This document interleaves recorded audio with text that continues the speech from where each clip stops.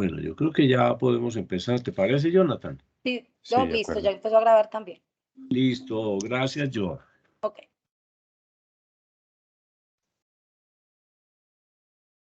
Bueno, muy buenos días. Vamos hoy a escuchar a Jonathan Rendón, un residente del primer año, ya pasando al segundo año de su residencia de nuestra especialidad. A mí me ha correspondido un tiempo para acá dirigir o motivar a revisar temas que tengan que ver con este proceso de modificación, que suena raro decir modificación y preparación para acompañar al parto y entender mejor qué puede pasar a partir de un parto protegido, respetado, de un momento de transición de la vida intrauterina a la vida extrauterina y cómo todo esto puede impactar. De hecho, pues antier hablaba conversaba con Jonathan y uno de los temas que más nos ha impactado en los últimos años ha sido el tema de la influencia del entorno, la influencia del medio donde el ser se desarrolla, donde la persona se transforma desde una estructura de pocas células, o sea, 2 células, a un ser de 3 billones de células cuando el bebé nace. Y ese proceso tiene una influencia necesariamente del entorno. Se ha aprendido mucho. Jonathan nos va a traer entonces hoy un refrescamiento frente al efecto que se ha llamado epigenética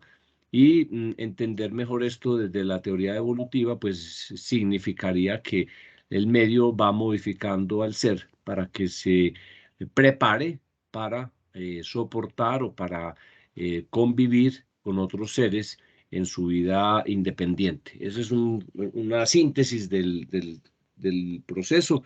y modifica en realidad la teoría de Darwin, la teoría evolucionista, simplemente la amplía. Entonces Jonathan tiene la palabra y gracias por meterle el diente a este tema. El seminario se ha llamado Paradigmas en la atención obstétrica y así pues la epigenética es un paradigma que Jonathan nos va a facilitar su comprensión. Bienvenido, Jonathan, ánimo. Bueno, muy buenos días a todos. Así como lo estaba diciendo el profe, entonces a quien agradezco la asesoría. El tema, dentro del tema nos metimos como hacia el impacto de la epigenética y sobre todo el estrés prenatal en las implicaciones en la salud futura de ese bebé,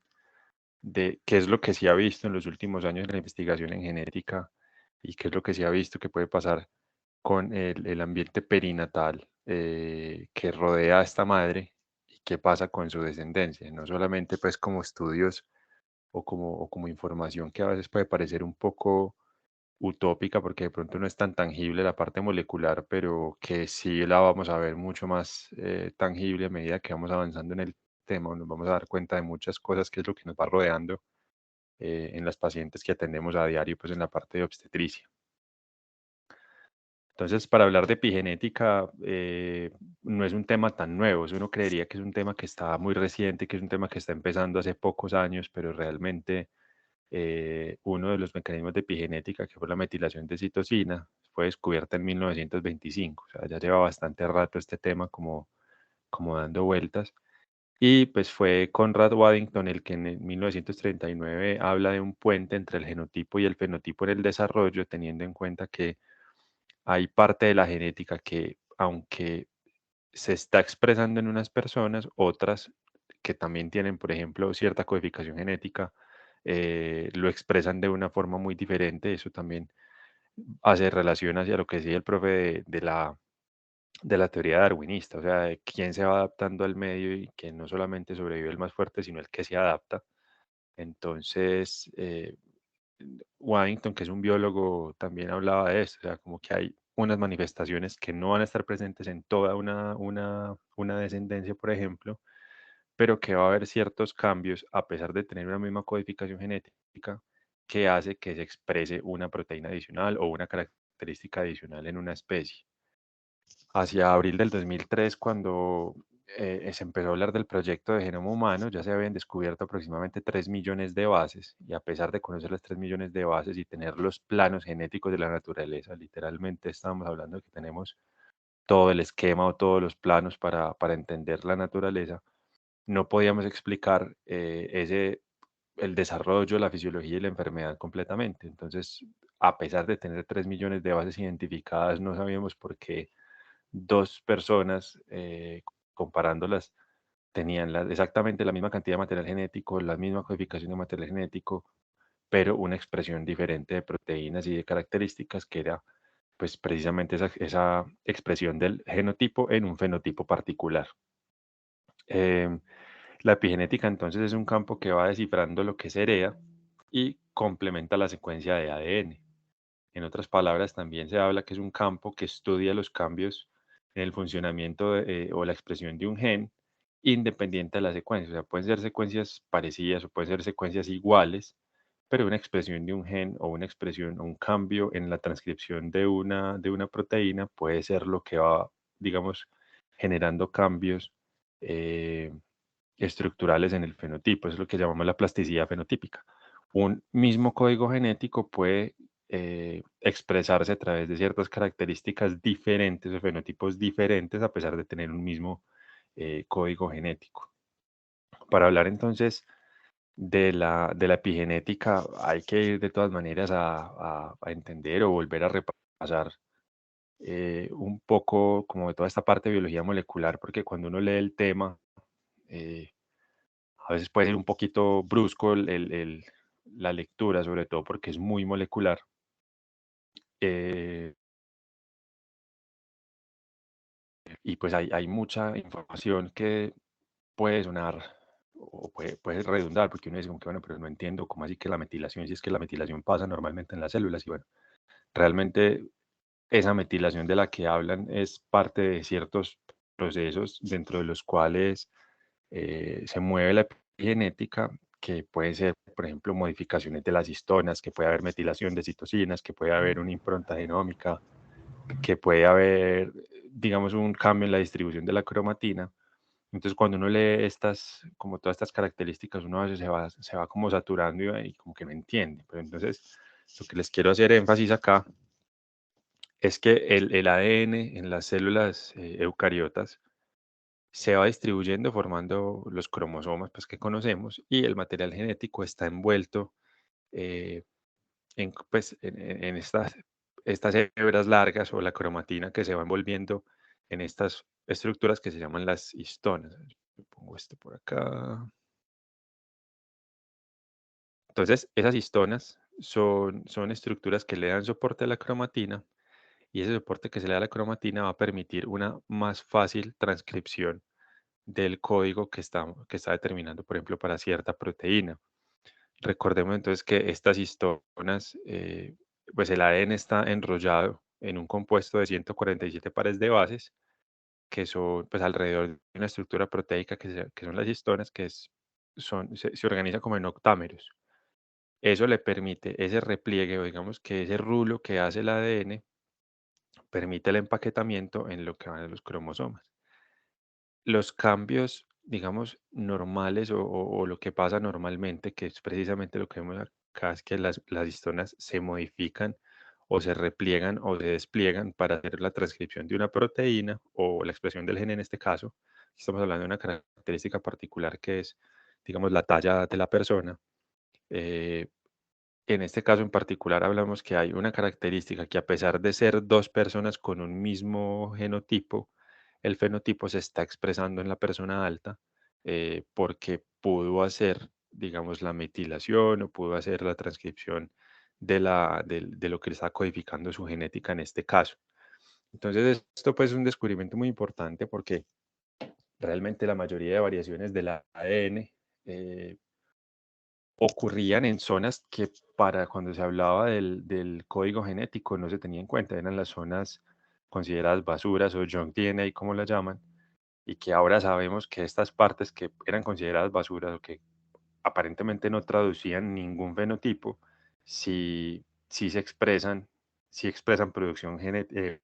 proteica, perdón, en ciertos momentos, en ciertas necesidades que pueda tener, eh, digamos, esa traducción del material genético. Entonces empezamos, digamos, como el tema, yéndonos un poco hacia lo que queríamos mostrarles, y es que hay ciertos mitos y ciertos mecanismos acerca de cómo la epigenética va teniendo herencia transgeneracional, eso quiere decir cómo la epigenética va brincando de generación en generación, que esto, digamos, es lo más difícil de entender, sobre todo los que estamos metidos tanto con la parte de medicina y en la parte de ciencia, que uno dice, bueno, pero ¿cómo va a brincar una traducción de una proteína de una generación a otra sabiendo que solamente se está adaptando al medio? Y es lo que le da a uno como un poquitico duro de entender al principio, pero vamos a intentar desarrollarlo para que entiendan también o para que nos ayuden a explicar precisamente lo que queremos entregarles o lo que, el mensaje grande que queríamos dejarles al final. Entonces, hay una hipótesis que es la hipótesis de Barker, que él habla de que hay orígenes fetales de la enfermedad del adulto, y es lo que llamamos la programación fetal. Esa programación fetal, digamos que se va hablando de ella a medida que se va viendo o se van conociendo características de cierta población, que por ejemplo alteraciones en la nutrición y el estado hormonal del feto puede resultar en cambios metabólicos o cardiovasculares en la vida adulta. Entonces, un ejemplo de esto es que la malnutrición materna puede alterar el crecimiento fetal, por ejemplo, a través de la hormona de crecimiento, factores de tipo insulínico, y eso puede generar resistencia a la insulina en la edad adulta. Uno eso no lo entiende como muy bien o no lo alcanza como a caracterizar muy bien, pero digamos un ejemplo de este punto es, por ejemplo, la epidemia de obesidad que hay en América Latina y en el Caribe. Normalmente, pues sabiendo que somos países de tercer mundo, la mayoría de países en América Latina, uno no entiende por qué hay tanta obesidad, sabiendo que supuestamente hay tanta desnutrición, y tiene mucho que ver con que esa malnutrición materna, la mamá, pues mientras está en la gestación, mientras está desnutrida durante el embarazo, va generando ciertos cambios en ese feto o ciertas señalizaciones hormonales en el bebé, que ya cuando nace puede presentar la característica, algo así como si el cuerpo del bebé o si el cuerpo de la mamá preparara al bebé diciéndole, bueno, afuera todo es hostil, nos falta comida, nos falta nutrientes, y ese bebé sale programado casi que para hacer un almacén de grasa. Entonces eso es lo que puede explicar por qué puede haber una epidemia de obesidad o puede haber tantos pacientes o tantas personas obesas después de una exposición que tuvieron sus mamás. Esto ya lo vamos a ejemplificar más adelante. Entonces hay un estudio grande, un review muy grande que hacen acerca de una hipótesis que se llama la EPIC, que es el impacto de la epigenética en el nacimiento del bebé y cuáles son los desenlaces que tiene esto en la salud del paciente o del bebé, pues en este caso ya cuando sea adulta. Entonces digamos que hacen énfasis en que hay intervenciones durante el parto sano que pueden alterar el remodelamiento genético fisiológico de la mamá y del bebé. Entonces uno muchas veces piensa que pues el parto o la industrialización del parto, como le llamamos a veces, por el hecho de oxitocina dosis altas y antibióticos y, digamos, parto rápido para que, digamos, desocupemos la cama, eso puede generar cierto estrés en la mamá que puede condicionar también cuál va a ser la tolerancia al estrés de ese bebé. Entonces, la evidencia sugiere que la epigenética o el epigenoma, esa manifestación de esa epigenética, puede ser lo que une el tema de exposición a enfermedad, es decir, esa patogénesis de que hay una exposición que está explicando una enfermedad posterior. Y en esto, pues ya hay mucha evidencia que hay un rol de la metilación del ADN en la persistencia de efectos del estrés prenatal en el neurodesarrollo del niño. Ya vamos a ver ejemplos también de esto y es algo muy claro que hay estudios asociando que la forma de nacimiento del bebé puede asociarse con tasas más altas de asma, atopia, diabetes, bronquiolitis, esclerosis múltiple, obesidad, leucemia, linfomas. eh, Solamente por cambios o por alteración en esa forma en la que el bebé puede tolerar el estrés con el solo hecho de no haber pasado por un trabajo de parto y no tener como una impregnación, entre comillas, de niveles de cortisol y las catecolaminas que van a preparar al bebé para, para el medio ambiente hostil que lo espera fuera de la vía intrauterina. Entonces, estos mecanismos pueden estar influenciados por la nutrición materna, por estrés, por las toxinas y por, digamos, condiciones durante toda la etapa de gestación que van a tener varios efectos a largo plazo. No solamente hay experimentos en animales, sino que también hay experimentos que digamos, demostrado que el estrés perinatal, por ejemplo, la interrupción de la unión madre-hijo, la separación al nacimiento, se asocia a un aumento de la sensibilidad al estrés y cambio en el comportamiento del niño durante la vida. Son niños que de pronto pueden ser menos tolerantes a la frustración, pueden ser niños que pueden tener más riesgo de hacer autismo, y dentro de ese autismo es muy característico porque es de lo que más se describe la epigenética, son cambios en el comportamiento o cambios en la socialización por el hecho de tener o sea, puntualmente cambios epigenéticos en el ADN del niño y unos comportamientos que varían, que es lo que hace pensar que la epigenética puede ser reversible en algunos puntos y que tiene que ver, o está descrito pues sobre todo en las enfermedades de espectro autista, de cómo esos niños les varía la enfermedad según van teniendo una reversión de algo de esa traducción epigenética. Entonces aquí, en este caso, por ejemplo, el ejemplo es que los efectos del ambiente que rodean a esa mamá y a ese bebé puede ser, en estos ejemplos claros, por ejemplo, tenemos químicos, alcohol, algunos otros químicos o incluso la reproducción asistida puede generar alteración en más precisamente el desarrollo placentario a través precisamente de la epigenética, de metilación del ADN, de la modificación de las histonas y el RNA que no codifica. Esto lleva a que haya expresión de ciertos genes y que haya represión o que haya silenciamiento de ciertos otros genes. Ese desarrollo placentario o el desarrollo anormal placentario puede llevar a que estas mamás presenten enfermedad trofoblástica, que presenten preeclampsia, eso puede generar riesgos para la madre, y para el bebé puede tener también restricción del crecimiento intrauterino, bajo peso o sobrecrecimiento fetal, que lleva a riesgos fetales y finalmente también a riesgos maternos. Todo esto está pues entonces explicado solamente pues en un esquema por cambios externos que van a influir directamente sobre el desarrollo de ese embarazo. En este caso entonces también, por darles un ejemplo, es que las infecciones maternas también pueden condicionar el desarrollo, el neurodesarrollo de ese bebé. Digamos que son varios ejemplos los que tenemos acá, pero para caracterizar es que las infecciones, por ejemplo, o el estrés puede llevar a que ese bebé no tenga un desarrollo adecuado, que sea susceptible a enfermedades nutricionales en la etapa adulta, que tenga unos requerimientos metabólicos altos, que a la vez pueden estar, digamos, condicionados por lo que rodea a la mamá. En este caso, tenemos que niveles de estrés altos o soporte social inadecuado también puede condicionar cómo tolera la mamá el embarazo, y eso a la vez, por ejemplo, una madre que, pues está muy bien descrito también, una madre que tenga poco acceso a educación también puede condicionar el neurodesarrollo de ese bebé, pues hacia el futuro. Como también entonces la nutrición materna, ya sea obesidad o ya sea por malnutrición en cuanto a enflaquecimiento, pues como está escrito, también lleva a que la manifestación o que los requerimientos metabólicos del bebé sean más altos y que pueden condicionar entonces, como ya les dijimos en el ejemplo al principio, condiciones a futuro en salud, ya sea por resistencia a la insulina, por obesidad y por pues otras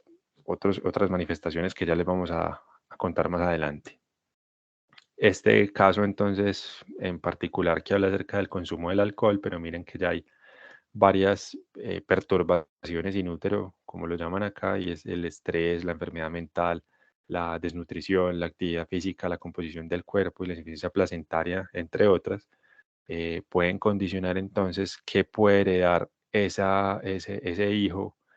en cuanto a cambios fisiológicos o en cuanto a cambios o enfermedades mentales. Entonces, miren que aquí está descrito pues con algo en particular que es el alcohol, puede condicionar el desarrollo neurológico, las sinapsis que se hacen en esa red neuronal del hijo, el crecimiento del hijo, va a tener manifestaciones neuroendocrinas, va a tener manifestaciones en las vías de los neurotransmisores, en la regulación del sistema límbico, en la tolerancia o la sensibilidad que tenga al estrés. Y muchas de estas enfermedades pueden estar manifestadas, por ejemplo, en TDAH, en ansiedad, en depresión y en desórdenes cognitivos o de memoria. En este caso, también algo que está muy descrito dentro del estrés que rodea el embarazo, en Estados Unidos está muy bien descrito, sobre todo las manifestaciones del embarazo o las manifestaciones eh, en cuanto al parto pretérmino de las minorías raciales y más particularmente hablan acerca de la raza negra, de cómo las condiciones sociales o las condiciones del ambiente materno son las que realmente llevan a que haya unos periodos acortados del embarazo, o sea, que haya más parto pretérmino y más enfermedades derivadas del parto pretérmino en los pacientes de raza negra. Entonces, uno a veces cuando está leyendo temas de obstetricia, entonces uno conoce que hay factores de riesgo para ciertas patologías o ciertas enfermedades y uno dice, bueno, entonces raza negra o que sea hispano y uno pues como que traga muy entero con el tema y está muy bien descrito que hay ciertos condicionantes, tanto ambientales como biológicos de estas personas de raza negra y, pues, hispanas, como nos llaman, como nos conocen en la literatura, que llevan a que tengamos, por ejemplo, periodos más cortos de gestación y lo que todo esto deriva, que son las enfermedades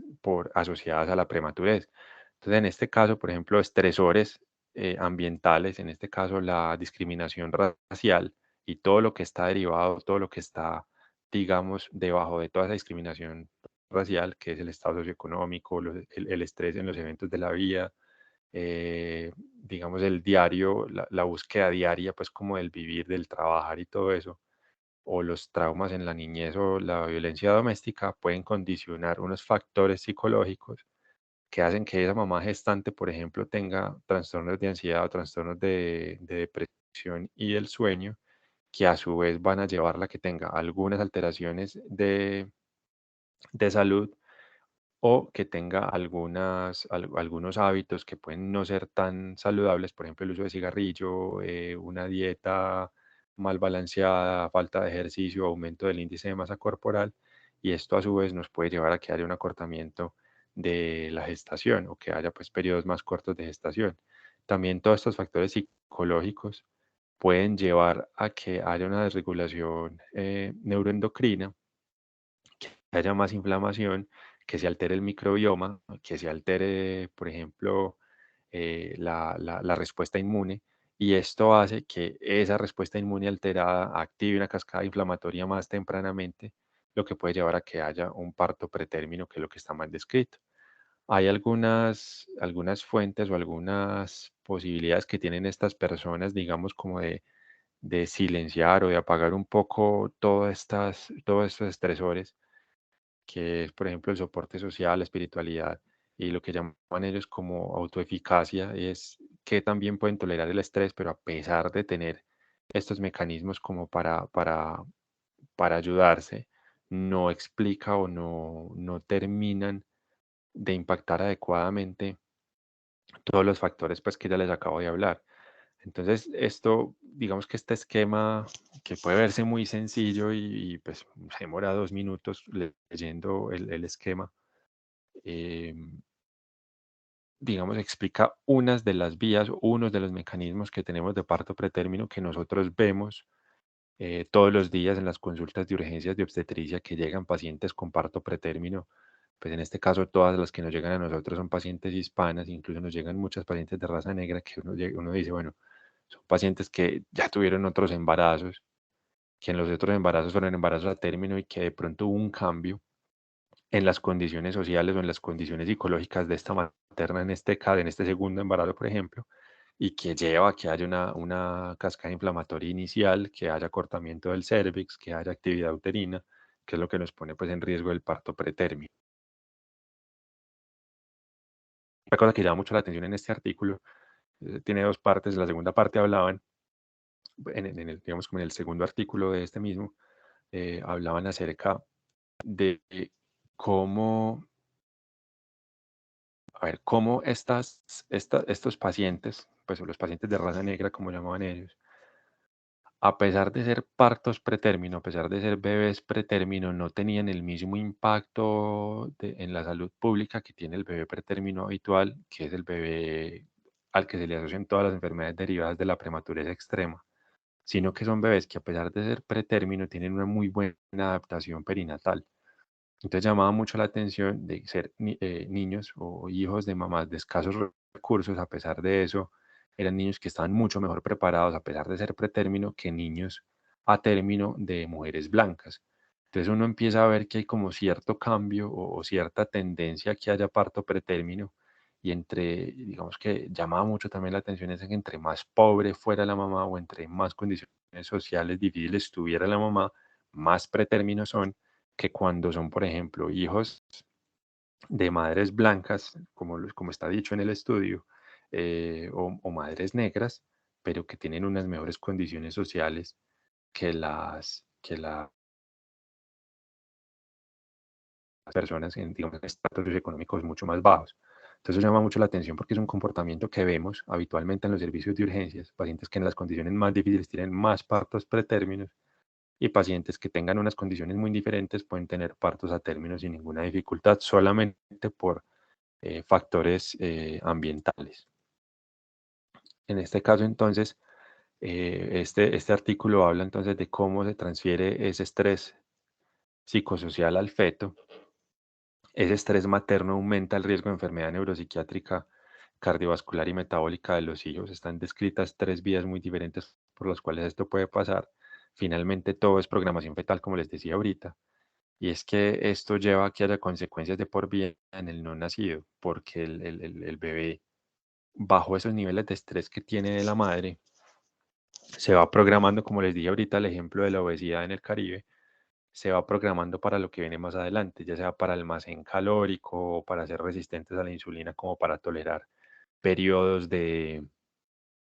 falta de comida como lo tuvo su mamá.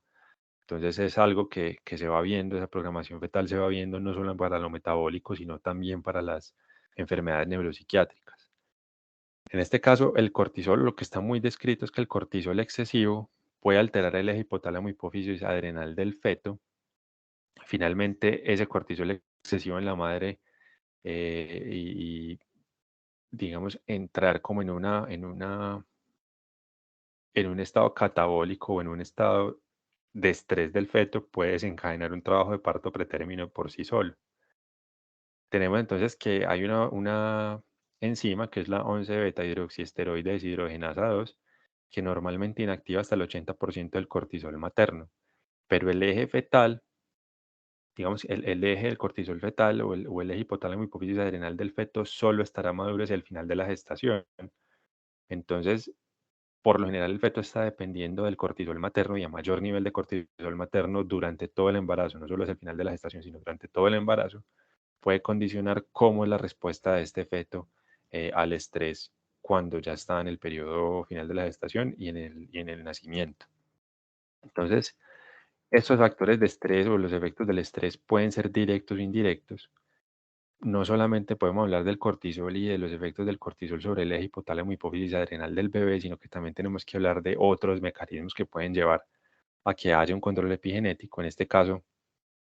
hay que hablar mucho sobre todo de las especies de oxígeno reactivo, que por lo general son apagados o son atenuados por varios mecanismos que tenemos dentro de las células, ya sean los scavengers o los antioxidantes. Esa neutralización de los ROS, pues de los oxígenos reactivos, permite que la división celular, que la mitosis, que todo lo que está pasando, los procesos dentro de la mitocondria, eh, digamos que tengan un orden. Pero cuando hay unas especies reactivas de oxígeno, puede llevar a que, por ejemplo, si estamos hablando muy precisamente del desarrollo neurológico, puede haber toxicidad, por ejemplo, que haya inducción de apoptosis de esas neuronas, lo que va a alterar precisamente la conexión sináptica y tener unos desenlaces posteriores en ese feto. Hay que hablar también entonces que hay una comunicación entre la microbiota del sistema nervioso central por citoquinas y neurotransmisores, y esto muy precisamente lo vamos a hablar pues en este artículo tenía un esquema muy bacano, muy completo, que hablaba de cómo ese estrés materno podía, o sea, el estrés materno tiene ciertas manifestaciones y todas esas manifestaciones que sean las citoquinas, el cortisol, los oxígenos reactivos, la microbiota digamos, los metabolitos de esta microbiota, que puede ser, por ejemplo, la producción de triptofano, eh, qué efectos tiene sobre el feto. Entonces, en este caso, uno dice, bueno, pues que el bebé está protegido por la placenta y la placenta no deja que nada malo le pase al bebé, pero uno a veces cuando empieza a leer los artículos, cuando empieza a ver qué hay detrás de todos estos artículos en la parte molecular, se da cuenta que la placenta, pues sí, aísla mucho al bebé de muchas cosas, pero hay algunas moléculas que pueden pasar la placenta tranquilamente o que el bebé incluso puede producir a través de señalización secundaria. Entonces, en este caso, las citoquinas maternas, en este caso hablan mucho de interleuquina 6, interleuquina 1, el factor de necrosis tumoral alfa, puede manifestarse a través de cambios en el comportamiento o enfermedad psiquiátrica del bebé. O sea, mamás que estén con unos niveles de citoquinas más elevados o que estén más inflamadas pueden condicionar el neurodesarrollo del bebé. El triptofano y la señalización, por ejemplo, a la producción de la serotonina también tiene mucho que ver con la maduración del cerebro fetal y a su vez esto tiene que ver con la microbiota porque al parecer esa conexión que hay entre lo que llaman ellos gut-brain es del intestino al cerebro, hay una producción de neurotransmisores importante que también tiene mucho que ver sobre la maduración del cerebro fetal. Los niveles altos de cortisol, acá vemos la 11 beta hidroxisteroide deshidrogenasa, normalmente está clivando o está alterando ese cortisol para que no pase todo al bebé, pero recordemos entonces que sí puede pasar al bebé y puede activar el eje hipotálamo hipófisis adrenal. Eso puede llevar también a que haya una alteración en el desarrollo o en la maduración cerebral y que haya una cascada inflamatoria inicial que puede, digamos, determinar un parto pretérmino. Em, los niveles altos de cortisol se ha visto que también pueden llevar a alteraciones del crecimiento fetal, pueden ser bebés que tienen más bajo peso, que pueden tener restricción de crecimiento intrauterino y a su vez este crecimiento fetal puede estar condicionado por las catecolaminas maternas asociadas al estrés, es decir, que haya tantas catecolaminas maternas que a través de receptores adrenérgicos alfa 1 pueden reducir el flujo de sangre hacia el útero y condicionar el crecimiento del bebé. Al mismo tiempo, producir acidosis láctica en el feto que puede alterar o puede, digamos, desencadenar una activación de la corteza adrenal del bebé, producir más norepinefrina. Esa norepinefrina o la adrenalina puede hacer que haya distribución del flujo sanguíneo del bebé y esa alteración del flujo sanguíneo del bebé, pues que va a llevar obviamente sangre hacia el cerebro, el corazón y los riñones, que son los órganos más importantes, va a alterar la autonomía del feto porque pues no va a poder, digamos, derivar la energía o la sangre que tiene o el oxígeno que tiene hacia el crecimiento de músculos y huesos, sino que lo va a tener siempre centralizando, protegiendo los órganos más importantes. También entonces la microbiota, que no solamente se obtiene a través del canal del parto, sino que ya sabemos que hay material genético o bacteriano que se puede aislar de lo que considerábamos que era tan estéril como es el líquido amniótico. Ese material genético bacteriano también tiene mucho que ver con el neurodesarrollo del bebé, porque, como les decía ahorita, tiene que ver con la producción de neurotransmisores y citoquinas en el bebé. Entonces, no solamente a través del canal del parto, sino que ese líquido amniótico tiene material genético bacteriano es lo que nos falta todavía entender, que son esas manifestaciones o esa característica que tiene la microbiota y cuáles pueden ser sus desenlaces o sus, digamos, funciones puntuales sobre el feto. Entonces, todo este tema, uno dice, bueno, pero eso qué tiene que ver con obstetricias y pues la obstetricia es otro tema muy diferente y pues tiene todo que ver, porque resulta que la epigenética controla esa expresión de los genes fetales y realmente desde la embriogénesis uno empieza a ver que hay cambios por epigenética, o sea, que ya hay modificación del ADN eh, según las características que esté, pues, que tenga ese genotipo. Entonces, desde el momento de la embriogénesis se sabe que es el momento con mayor síntesis de ADN digamos, en este momento es cuando más vulnerable están los factores ambientales, lo que nosotros llamamos la organogénesis, en las primeras 12 semanas, que es el momento como más crucial del embarazo. Por lo general, durante la embriogénesis hay patrones de metilación de citosina y guanina de hasta el 20 y 40% del genoma. Quiere decir que el 40% del genoma más o menos puede estar teniendo momentos de metilación en esa embriogénesis. Entonces, teniendo esto en cuenta, pues todas las cosas o todo lo que esté influyendo sobre el embarazo de esta señora puede llevar a que haya manifestación o que no haya manifestación de algunos genes o de algunas características. Entonces, eso también tiene mucha importancia, que siempre, también cuando uno está leyendo obstetricia, cuando uno está leyendo como de todo esto de embriología, uno traga entero cuando le dicen, listo, no, las 12 semanas y ya se formaron todos los órganos, pero mire que en esas 12 semanas es lo que va a condicionar qué va a pasar con ese bebé de ahí en adelante y todos estos cambios o toda esta maquinaria de metilación o de epigenética precisamente puede llevar a que haya, eh, que primero que el embarazo siga adelante después de las 12 semanas o que tantos cambios o que tantas, digamos, alteraciones genéticas iniciales puedan condicionar ese embarazo para que incluso pues se pierda, que es lo que también vemos habitualmente, hasta el 20-30% de los embarazos que pueden ser pérdidas en las primeras 8 o 9 semanas. El folato dietético o dietario es un cofactor de la metilación del ADN y ya sabemos que su deficiencia se asocia a los efectos del tubo neural, a parto pretérmino, a preeclampsia, a ruptura de membranas, pues prematura de membranas y bajo peso fetal. Entonces, también hay que tener eso en cuenta. Nosotros siempre estamos hablando del ácido fólico, de la señora que tiene que tomar el ácido fólico. A veces solamente pensamos que es para que no le dé enfermedades del tubo neural, pero pues mire que también puede condicionar precisamente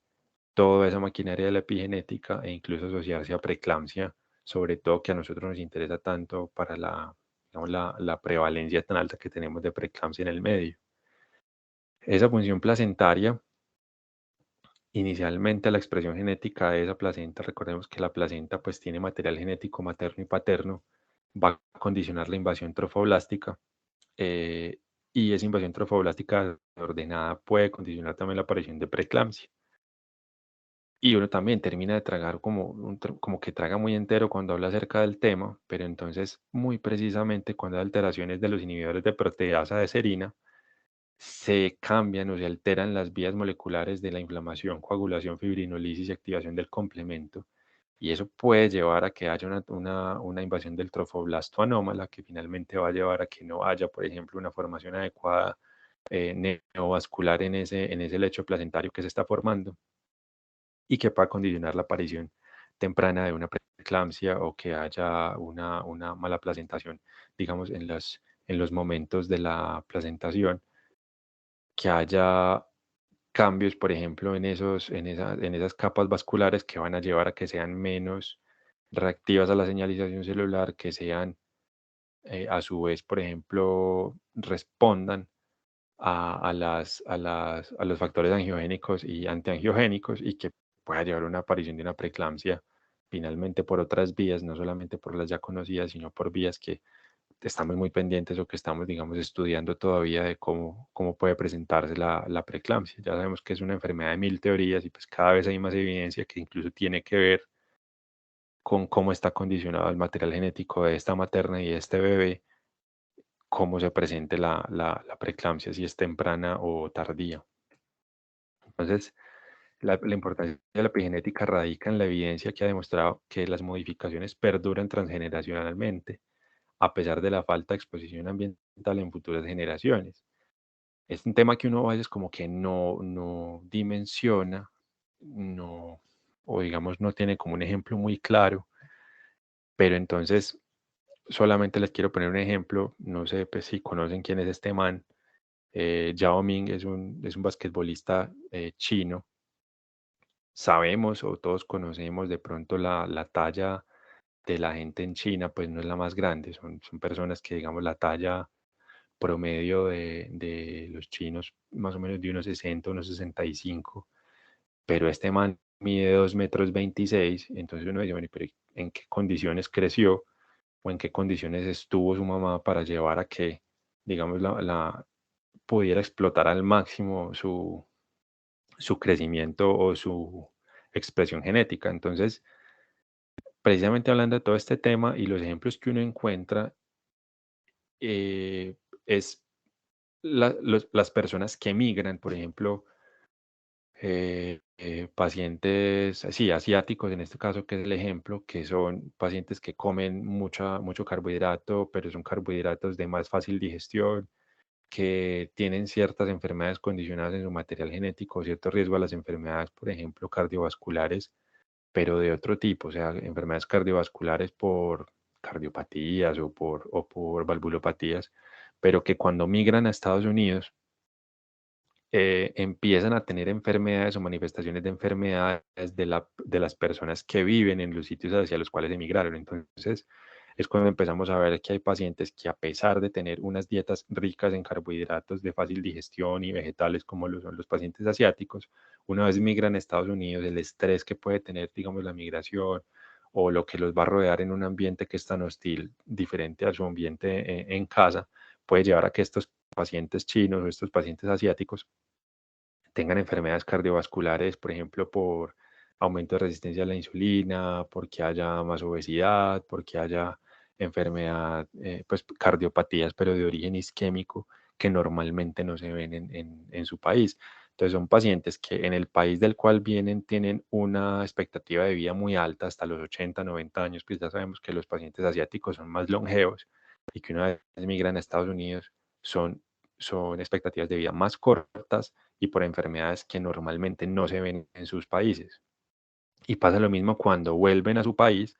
se modifica la manifestación de las enfermedades metabólicas y estos pacientes, digamos que vuelven como un estado natural, eh, digamos, con el solo hecho de cambiar su dieta. Entonces eso llama mucho la atención de cómo estas modificaciones pueden estar, digamos, ser muy rápidas en una sola generación o que puedan continuar de generación en generación cuando la persona sigue expuesta eh, al medio o a lo que lo rodea, que fue lo que, digamos, generó la señalización inicial. Entonces, dentro del tema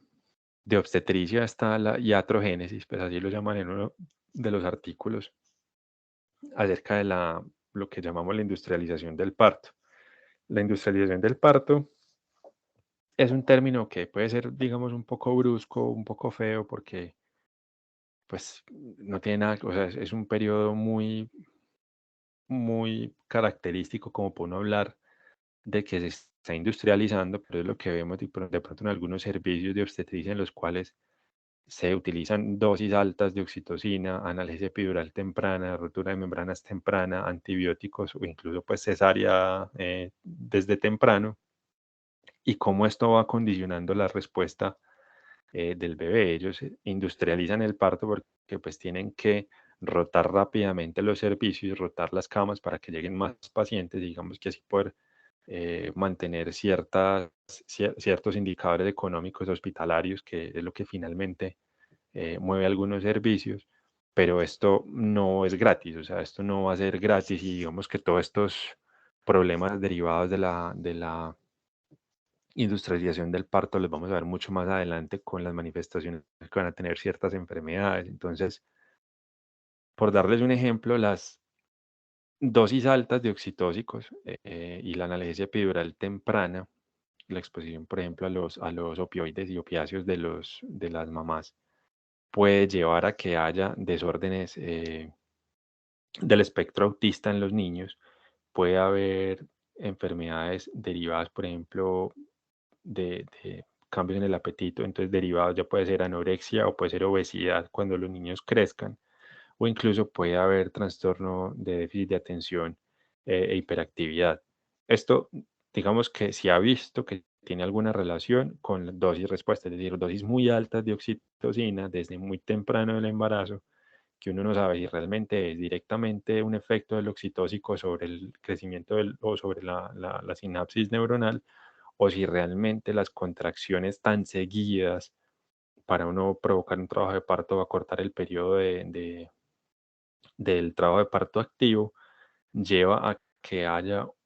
no haya un relajamiento adecuado de las fibras musculares del útero, a que no haya un adecuado intercambio gaseoso placentario y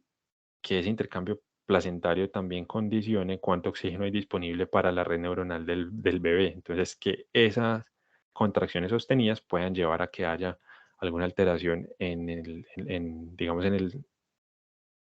en el cerebro del bebé, que eso sea lo que haga que estos niños tengan sus enfermedades, digamos, neurológicas o neuropsiquiátricas posteriores a cuando nacen. Respecto a la microbiota, es que las dosis altas de antibióticos, los antibióticos de amplio espectro, digamos, ya sean profilácticos o por alguna indicación que tenga la mamá, puede llevar a que estos niños manifiesten obesidad, atopias y enfermedades del sistema inmune derivadas del sistema inmune precisamente por esa señalización que hay entre la microbiota del sistema inmune que se pueden presentar más adelante. Ejemplos de esto está, por ejemplo, que niños que reciben antibióticos, perdón, mamás que reciben antibióticos profilácticos para la cesárea o secundaria a la cesárea en sí por las enfermedades que puedan tener, puede llevar a que haya manifestaciones, por ejemplo, de leucemia, linfomas, enfermedades hematológicas que no tenemos cómo explicar su aparición, que no tienen como las asociaciones genéticas por enfermedad genética o enfermedad familiar que aparezcan en los niños más adelante. Lo otro es que el trabajo de parto, digamos, la respuesta al trabajo de parto y la respuesta del bebé al trabajo de parto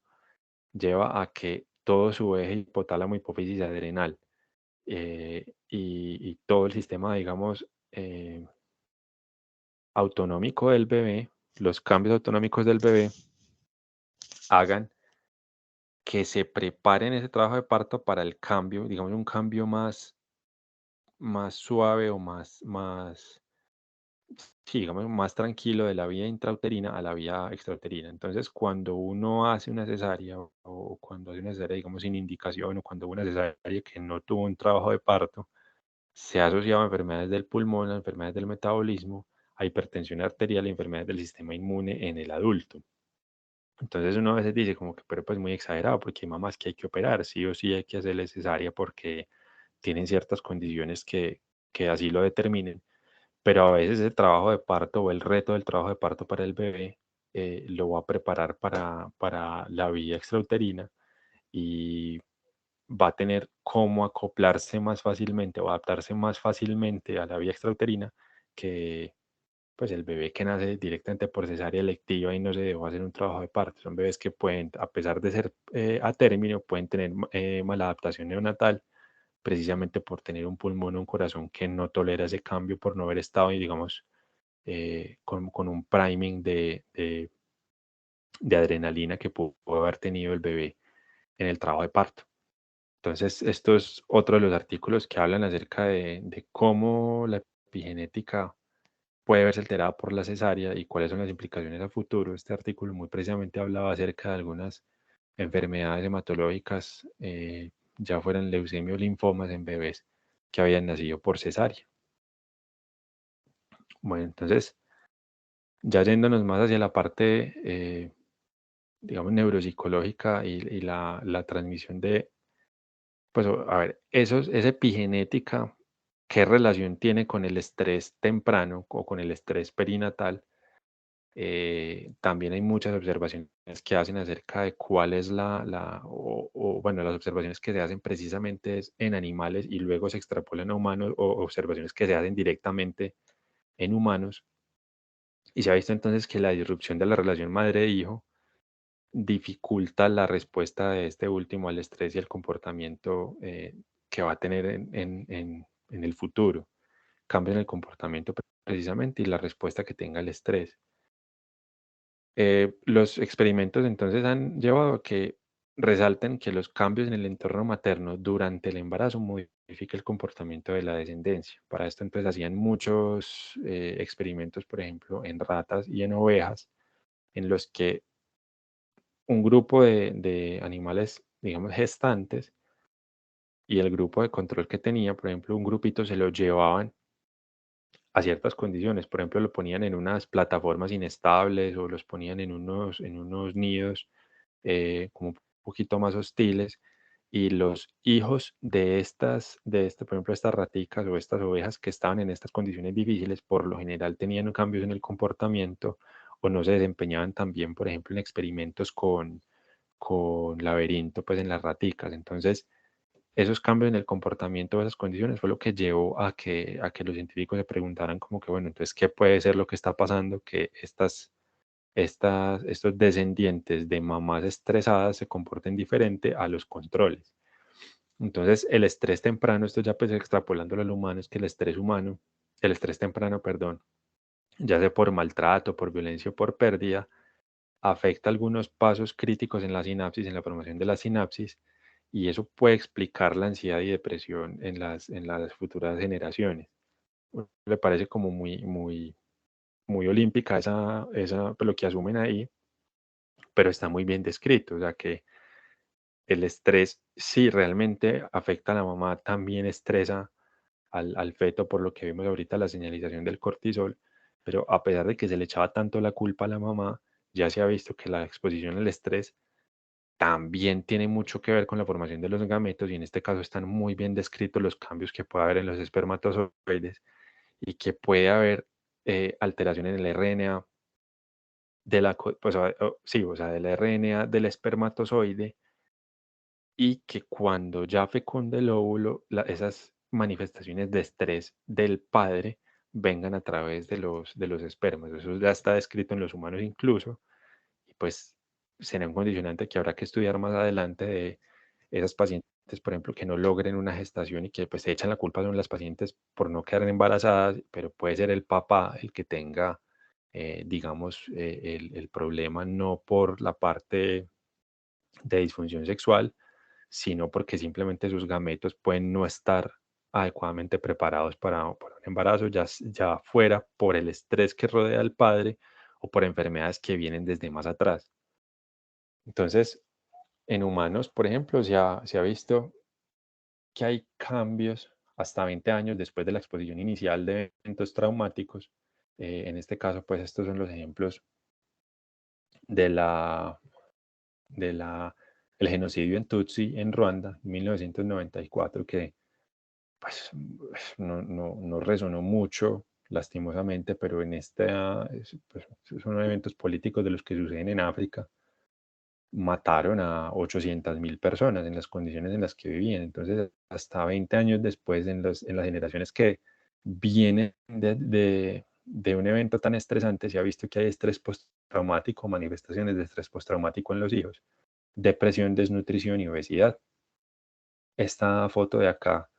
es en la hambruna holandesa, que fue el bloqueo que hizo el ejército de Hitler digamos, a lo que suplían a Holanda, en ese momento, pues a los mercados de Holanda. Eso llevó a que hubiera una hambruna tan importante que los hijos que vinieron de estas generaciones tuvieran condiciones de obesidad y desnutrición. eh, y lo que se asocia es que todas estas personas que estuvieron expuestas a esto fueron los que, o esos estresores fueron los que pudieron generar esos cambios posteriores. También se ha visto que el estrés, el maltrato del trauma generan una mayor depresión y síntomas psicosomáticas hasta en la tercera generación de abuelos judíos que fueron expuestos al holocausto. Entonces, estas personas del holocausto, incluso hasta 3 generaciones después, seguían teniendo manifestaciones de enfermedad mental. Y pues eso llama mucho la atención porque uno dice, bueno, entonces, ¿qué lo explica? Si ya estas personas están en unas condiciones muy diferentes y ya sus hijos están en condiciones muy diferentes, ¿por qué sigue habiendo una prevalencia tan alta de enfermedad neurológica o enfermedad mental, y tiene que ver es precisamente con la exposición que pudieron haber tenido, el estrés que pudieron haber tenido. Entonces, finalmente, el estrés o los glucocorticoides, ya sean terapéuticos o sean producidos directamente por la madre, puede llevar a que haya una función, o que haya una disregulación en la función del eje hipotálamo hipófisis. Eso puede llevar a que en la edad futura, pues en la edad, digamos, adulta, haya una disfunción cardiovascular. Puede haber mayor sensibilidad vascular a la endotelina y al óxido nítrico. Eso puede llevar también a una disfunción cardiovascular, y que precisamente el estrés de la, pues, prenatal puede llevar a una alteración del desarrollo neurológico del bebé, que en la edad adulta puede manifestarse como en enfermedades o desórdenes cognitivos y mentales. Este otro esquema habla muy de lo mismo, y es incluso posterior el artículo. Habla entonces que ese estrés prenatal puede llevar a que haya una alteración en la metilación del ADN, en la expresión en la placenta. Esa placentación anómala puede llevar a que haya enfermedades o complicaciones derivadas del embarazo, que haya bajo peso al nacer, que haya alguna alteración sobre los cambios cerebrales o el neurodesarrollo del bebé, y que haya un riesgo de enfermedad mental posterior en la vida de ese bebé. Entonces, hablando de todo lo que puede pasar, todo lo que puede salir tan mal, digamos, en el momento perinatal, hay ciertos mecanismos o ciertas herramientas de las que uno puede echar mano, como dicen, como para evitar que se manifiesten de una forma tan brusca. Entonces, digamos que el estrés durante el embarazo se asocia a bajo peso al nacer, alteraciones del neurodesarrollo, a desórdenes psiquiátricos, a descenso en el nivel de progesterona, a parto pretérmino, a pérdidas recurrentes. Y aunque no se conocen muy bien los nexos, la epigenética puede explicar esa asociación del estrés con los efectos negativos. Hay que tener en cuenta que los estresores en la gestante son muy diferentes a los del resto de la población, y lo que experimenta una gestante no es, digamos, uno no lo, pues al no ponerse en los zapatos de ellas, usted no puede valorar qué tanto estrés o bajo qué circunstancias está llegando esa materna a una consulta, que uno a veces puede ser como muy regañón con ellas de por qué no se hizo los controles prenatales o por qué no se hizo las ecografías, y uno no sabe en qué ámbito está esa señora, y ese estrés es tan de ella como su embarazo. Entonces uno no debería como que juzgar de entrada, sino que tiene que ver, como que ponerse en los zapatos de esa señora, de que el estrés que ella está teniendo en particular es muy diferente al que usted puede sentir porque, no sé, se le pinchó el carro, porque se le olvidó la billetera, por ejemplo. Una cosa muy, muy puntual.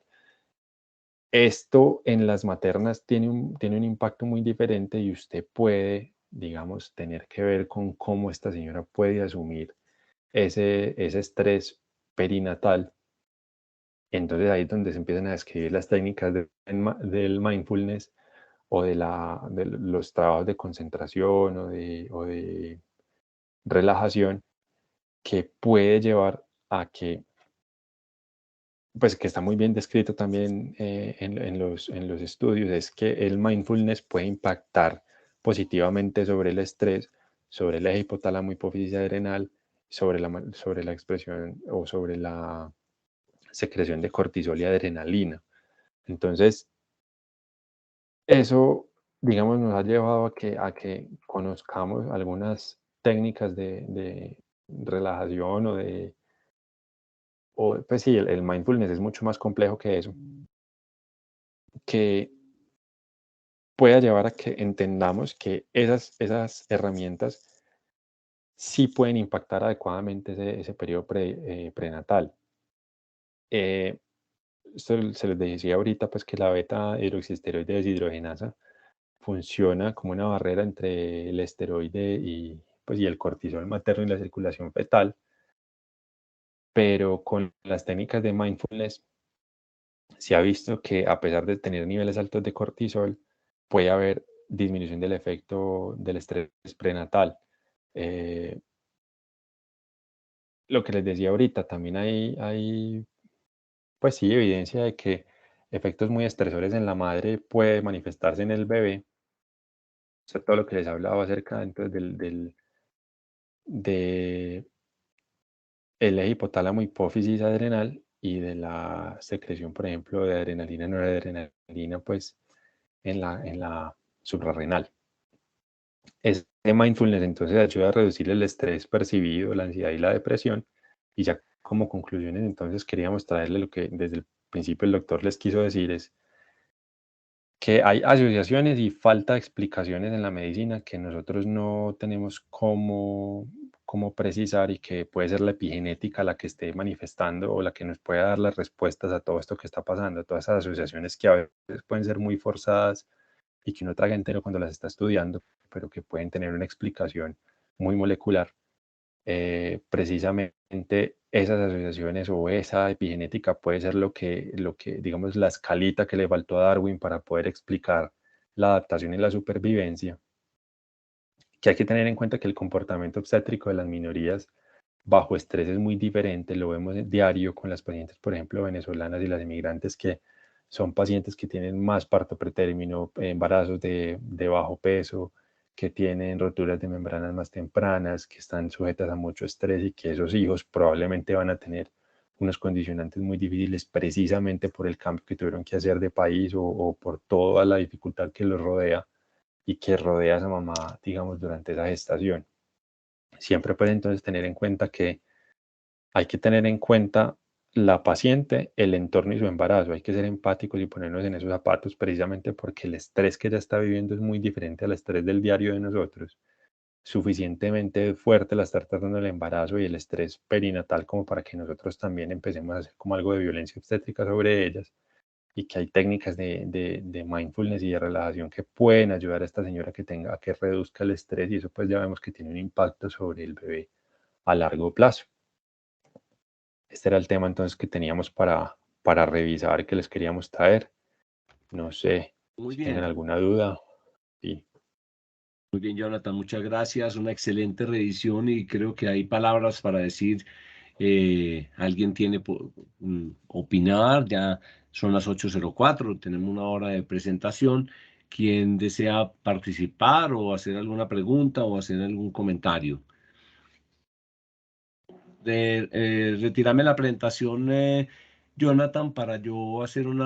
presentar algo ahí, simplemente si alcanzamos. Eso, gracias. Hola, profe. Hola, No ánimo. sé si me escuchan. ¿Quién habla? Sí, Jessy. Jessica, Jessica. ánimo, Eh, Jessica. no, profe, yo pues quiero felicitar a Jonathan por la charla. Yo creo que el tema pues para todos tenía mucha expectativa porque es algo de lo cual no hablamos mucho y manejamos realmente muy poco. Entonces sí me pareció supremamente interesante, especialmente porque nos invita a ir más allá de una intervención médica y a trabajar todos los días para mejorar la atención de la mujer, no solamente en la edad reproductiva, sino también en su embarazo, en el parto y en el cuidado neonatal. Entonces, entender el impacto justamente de las influencias ambientales y del contexto social propio de la paciente durante el curso del desarrollo temprano que afecta y que genera ese riesgo de presentar todo tipo de problemas que Jonathan ya lo mencionó, y especialmente en el neurodesarrollo, pienso que es fundamental y que muchas veces pues no tenemos presentes. Entonces sí me parece muy importante que hablemos cada vez más de este tema, que se empiecen a generar y a utilizar instrumentos de evaluación y que empecemos a implementarlos también para poder hacer intervención temprana, y que no olvidemos, ¿cierto?, en cada oportunidad movilizar todos los recursos humanos disponibles y por varias áreas, incluyendo psicología y trabajo social, además de todos los recursos que tengamos a la mano físicos y materiales, que nos permitan justamente llevar a mejorar y generar más estrategias de prevención primaria y secundaria en las gestantes. Entonces, pues yo quería felicitar a Jonathan, ¿cierto?, por invitarnos a tener una participación mucho más activa en este proceso. Gracias, Jessy. Excelente. Sí. ¿Están viendo la pantalla? He compartido parte de una presentación. ¿La ven? No, profe, no se ve. No la No se veo. ve. Bueno, no importa. Eh, el mensaje es que estamos cargados en nuestro planeta de mensajes exteriores que nos han modulado. Ese es el mensaje. Y nos modulan desde antes de nacer. Nos modulan en toda la expresión epigenética que hoy día se comprende mejor a cada uno de los seres que nos anteceden. Y si quiero invitarlos realmente es a revisar nuestra historia propia, nuestra propia origen de la nación, del país que tenemos, de la gente que tenemos, gente muy bella, gente muy folclórica, muy especial, pero recordar que somos producto de un proceso de colonización y de violencia que se ha perpetuado durante el tiempo. Y entonces los médicos, Jonathan habló de la epigenética y de la importancia de realizar algunas alteraciones, algunos comportamientos, perdón, que disminuyan ese nivel de estrés. Ese nivel de estrés eh, se ha mediado últimamente con los mecanismos, como él lo dijo, de la mindfulness y de la tomar conciencia plena del momento presente. Es una invitación a recordar que todos estamos cargados de fenómenos epigenéticos que han modulado en una medida u otra nuestra expresión o apagamiento de ciertos genes y que en parte nuestro encuentro con las personas es comprender su historia, es comprender de dónde viene para hacer nosotros un momento mejor, hacer un momento más humano, más protector, más cuidadoso. Esa es una invitación a todos y por eso la estrategia de respeto y del parto y de la protección que en este momento ya presenta una ley que es la 2244, es una invitación a recordar que el parto natural ha sido natural y que simplemente la industrialización del parto, que es la estrategia médica para abordar a las pacientes en forma rápida, está generando estrés. ¿Qué tanto estrés le generó a una mamá? Entonces lo debo pensar porque no tiene sentido agregarle más estrés, más vías metabólicas alteradas a una mujer por el solo hecho de hacer mi ejercicio médico centrado en la enfermedad y no en la salud. Bueno, yo creo que ya cumplimos el tiempo, 8:09. Gracias, Jonathan, por tu excelente presentación, tu ejercicio académico. Como me dijiste antier, pues te mandé 90 referencias, pero escogiste las más puntuales, tuviste la habilidad de encontrar el tema. Centrado en estos artículos. Obviamente, advierto, los que están esperando factores de riesgo, RRORs y HRs, no los van a tener inmediatamente, pero los estudios poblacionales ya empiezan a mostrar en exposiciones de riesgo, por ejemplo, sometidos a cesárea o no, o sometidos a estrés perinatal, cómo impacta en los indicadores de salud. Por lo tanto, a pesar de todo ese positivismo que le metemos a la vida, creo que hay que interpretar más bien desde la biología y desde la evolución. Conocer la biología y la evolución es conocernos a nosotros mismos. Gracias, Jonathan. ¿Algunas palabras, Jonathan? ¿Otra persona que quiera opinar? Muchas gracias, profe, a usted por la asesoría y fue muy bacano el tema. Y sí, la lectura pues fue muy provechosa, ¿cierto? Más de 60 artículos pues, que leímos para el artículo, para esto. Profe Sandra levantó la mano. No, Jonathan, gracias. Yo te quería primero pues también felicitar porque esto es una visión muy bonita de lo que nosotros siempre hemos venido hablando y cómo el impacto ambiental tiene, digamos, grandes repercusiones y consideraciones tanto en la salud materna, pero también como tú lo mostraste, pues en la salud fetal. Y venimos, digamos, no solamente condicionados por unos factores genéticos, sino toda la influencia que tiene el ambiental. Entonces, esto es muy bonito y hay una parte que yo quiero resaltar mucho y vos sabes pues que yo soy defensora 100% del parto natural y como yo les pregunto a ustedes también, simplemente en ese preciso momento cuando nace un bebé, que yo les pregunto a toda hora, chicos, ustedes ven que un bebé de un parto sale Apgar 9-10 y de una cesárea ninguno pasa de 8. Entonces, miren también el impacto que puede tener hasta todos estos condicionantes, no solamente ambientales, sino todo lo que le estamos alterando dentro de la fisiología y que pueden tener hasta unos impactos iniciales de esa adaptación y esa adaptación cómo tener una repercusión a largo plazo. Me parece una conferencia muy bonita. De pronto lo único es, profe Bernardo, si usted me autoriza, que la vamos a tratar de sintetizar porque me gustaría mucho que esta conferencia estuviera en el simposio. Este año en noviembre realizamos el segundo simposio de parto respetado, protegido y consentido y es muy bonita. Entonces, pero sí nos toca por recortarla un poquito. Bueno, Jonathan, felicitaciones, profe. Muchísimas gracias por mostrarnos siempre estos temas tan bonitos. Gracias, Sandrita. Gracias, no, tenemos profe. que sentarnos a escoger los temas. Este es un tema necesario, absolutamente necesario, llevarle el mensaje a la gente del impacto que podemos tener en nuestro ejercicio médico y cómo es nuestra responsabilidad social y humana de proteger a la mujer y al bebé en su entorno, que está cimentado en bases biológicas de la naturaleza, de lo natural, de lo mínimamente o del control del estrés, porque hay un estrés natural, pero cómo esa biología soporta ese estrés natural. Entonces, ¿para qué agregar más estrés? Bueno, muy bien, yo creo que ya es hora, 8:12, bienvenidos al nuevo día, que lo disfruten y muchas gracias por Jonathan de nuevo y a todos por estar aquí, por participar. Jessica, gracias por tu comentario y Sandrita, obviamente, mil y mil gracias. Un feliz día para todos. Muchas gracias, hasta luego, que estén muy bien. Hasta luego.